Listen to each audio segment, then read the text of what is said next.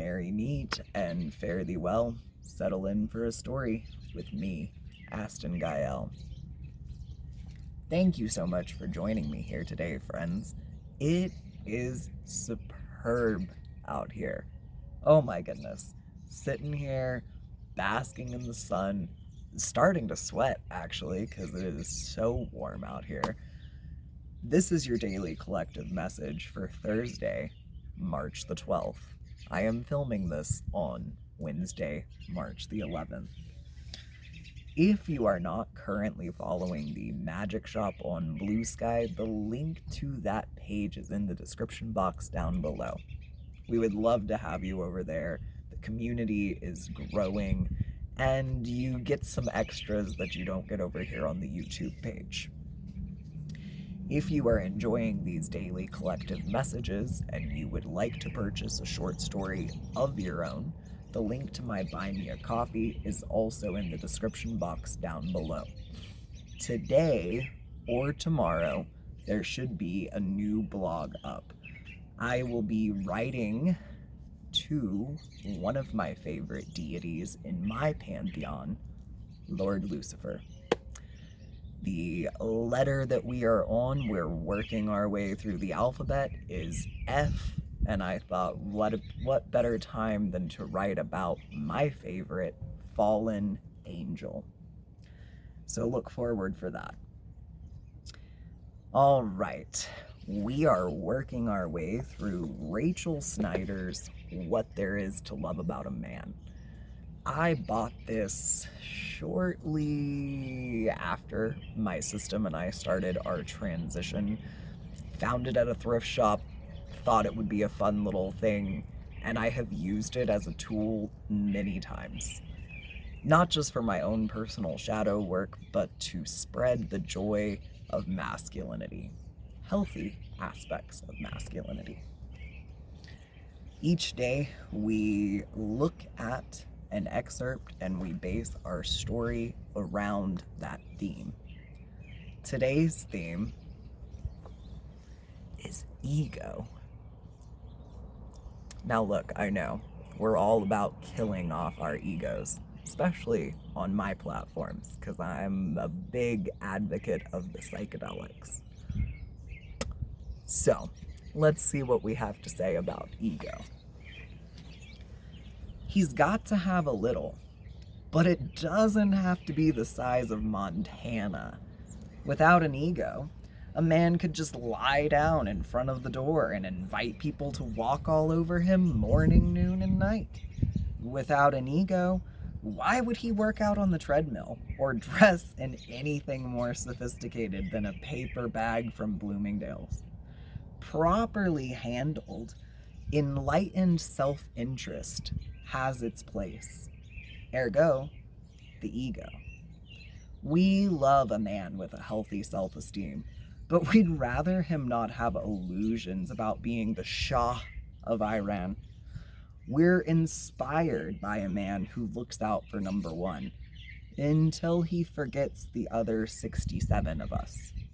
We love it when a man takes pride in his appearance. But sometimes we need to get to the mirror too. A well-balanced ego can mean the difference between a man who takes care of himself and a man who worships the very ground he walks on. But when ego expands into sheer egotism, face it, that's when we're gone. Hell yeah. I would honestly venture to say that most people I have met, this is not limited to men, none of these things are, most people that I have met with very enlarged egos, don't take me wrong when I say this, because I don't normally touch on body image. It's not really in me to only look at the surface. It never has been. I've never really only been attracted to the way somebody looks. I digress. When someone has an inflated ego, they may believe that they take care of themselves. They may fancy themselves quite attractive, but in my general opinion, there's usually nothing very attractive about them. And I mean that in such a way that, like, there's nothing unique. They look like every other carbon copy of insert human being here. For a man, for instance, it appears to me that they go to supercuts, master cuts, insert generic haircut place here, and they point to the image on the wall. Now, I used to do hair, and the images that are on the wall are almost always outdated by about 5 to 10 years. So not only is it insert generic haircut here, it doesn't fit their face, it doesn't fit their personality. It's just an aesthetic that they believe says man or woman or non-binary creature. Although I've never really seen a non-binary person that doesn't choose an aesthetic that's original. All that to say, mistaking someone who is interested in the way that they present themselves to the world as an egotistical person says a lot more about your lack of discernment, your unwillingness to actually understand people before placing judgment, than it does about that person. Because, yeah, I've observed a lot of people with inflated egos. The way that they talk, the way that they engage with other people tells you that they have yet to kill the beast from within. And yeah, they don't actually care for themselves. Self-care is not a thing that's really in their repertoire.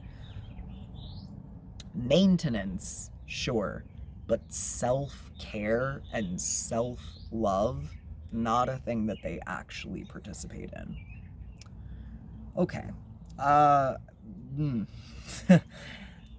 Ego.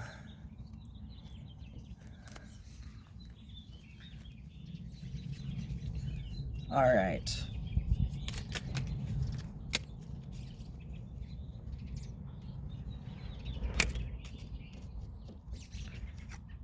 It is time to go. Time to make a move on something. Possibly a trip, a vacation. There is a King of Wands, Aries, Leo, Sag energy that is being told to go, make the move, do the thing.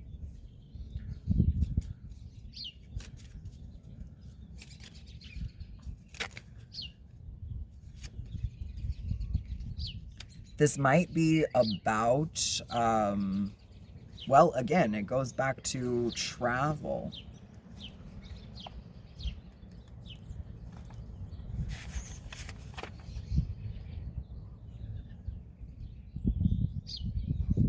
Travel that is going to be recovering something. Recovering what?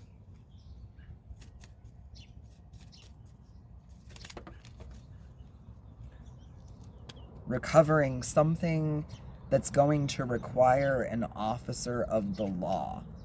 So instantly my mind goes to this show that I watched when I was in a Depresso Espresso episode. And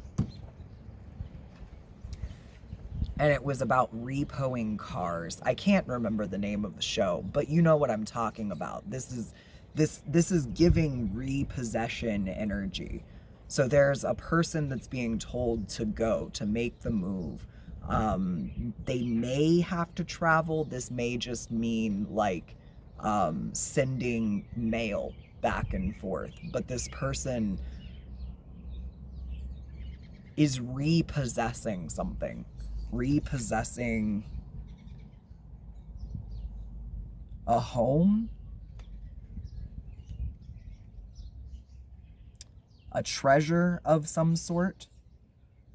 Yeah, so this is definitely financial in nature. Are there other characters at play?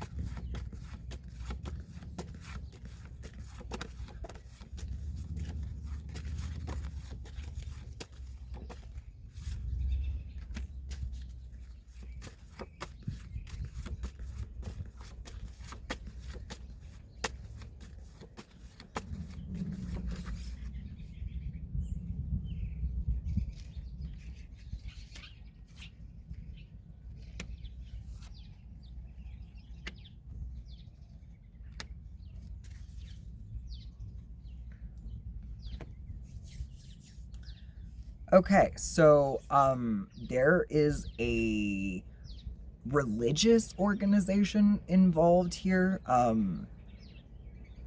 church or an institution. Maybe it's like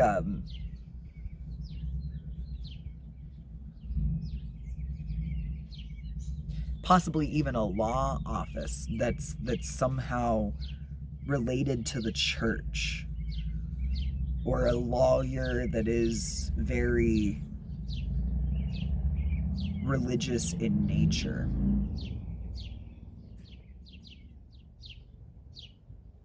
And they are keeping an eye on someone who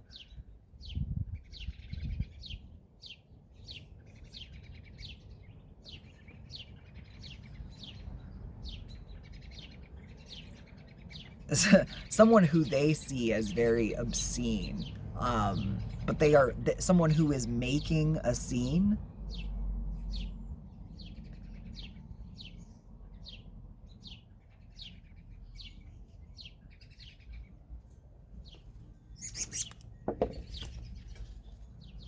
Is it this King of Wands?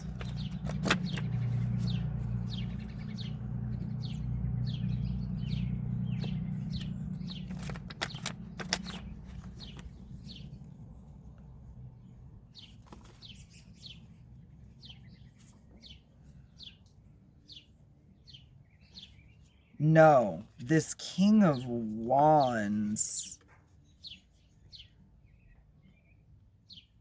is this King of Wands is a part of this religious organization that is viewing someone that is an Aquarius in their detriment. Someone that's a star in the reverse.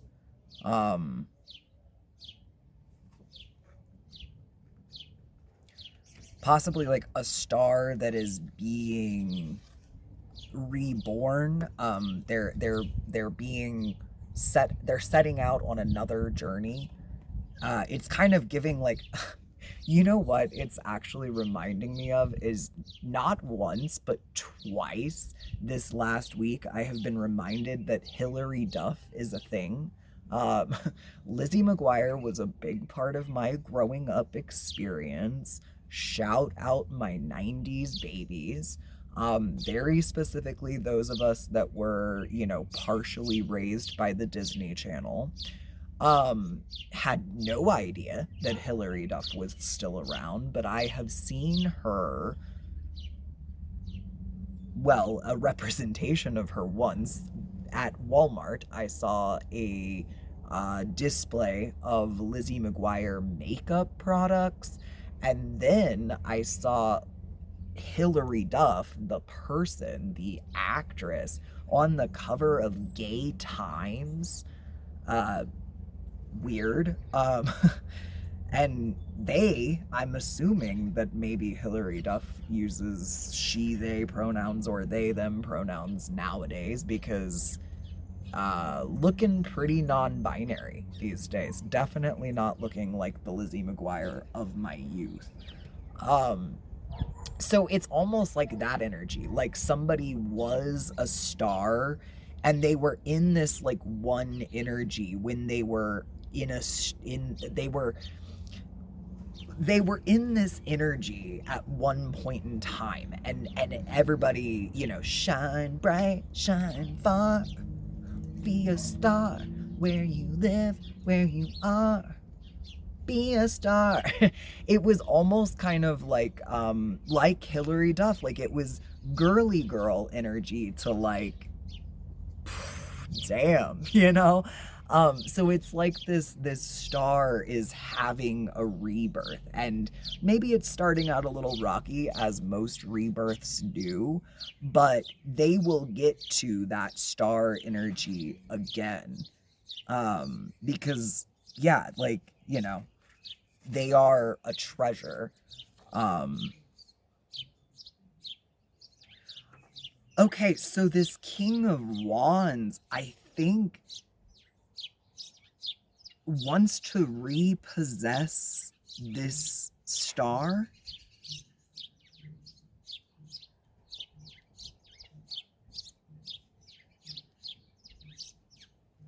Indeed, indeed.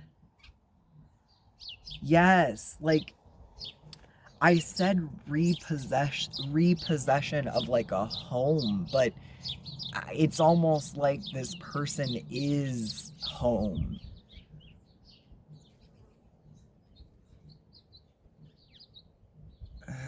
Yeah. Okay, but repossessing a person says that you considered them a possession to begin with. And gentle reminder, people are not property. They are people, and we should see them as such. Especially if the reason that you want to repossess them is because of the rising star aspect.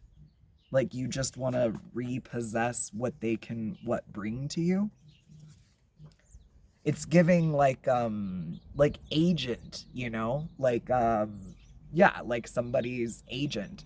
uh you know, I keep returning to Hillary Duff as if I know anything about Hillary Duff's life, but like maybe her agents from when she was Lizzie McGuire are like, ooh, we want to represent you again. You're so cool now. And she's like, you represented me when I was a teeny bopper, you know, girl child, and I'm now like, you know,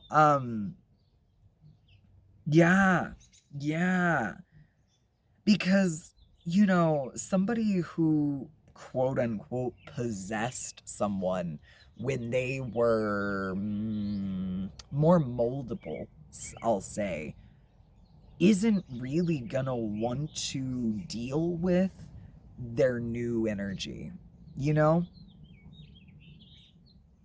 Yeah, they're going to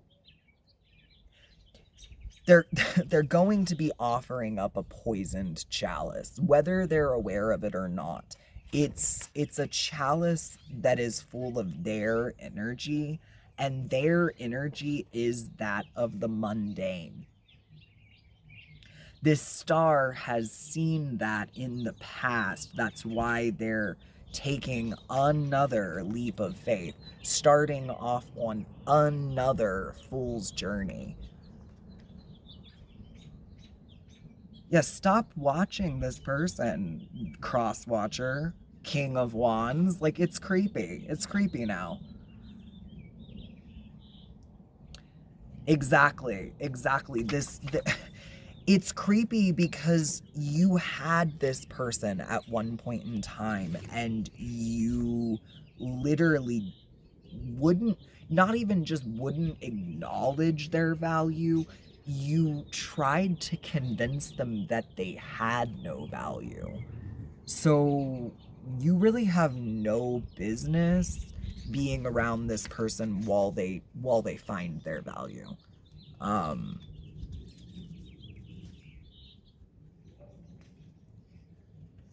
yeah, this is drama queen behavior. This is a person that they've never heard the word no, and I don't know if maybe they're almost kind of looking to hear it. Maybe they're like itching to see if somebody has the wherewithal to tell them no. But it's weird. That's weird behavior. To the star energy, keep going on that journey, even if you are kind of in detriment right now. And I see the star in detriment as someone that's like, you know, every time you look at your analytics, you're like, three people, that's it, that's all that's seen my stuff. Cool, cool. Refer to yesterday's message about determination. You're fine. You're fine. Keep getting up. Keep getting up. Those three people, they mean something.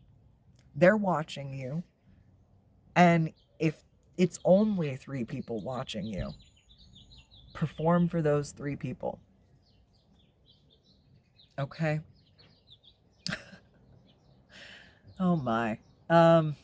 It's like I'm sometimes filming these messages to future versions of me, because if I do slip into that depresso espresso state of mind ever again, like I need to hear me be motivational. So, views do not determine your worth. Finances do not determine your worth. And people who never valued you before valuing you now, that doesn't determine your worth either. But it does mean that you were worthy to begin with. And they just never wanted to acknowledge that. Okay. Okay. Until next time, be well, be you.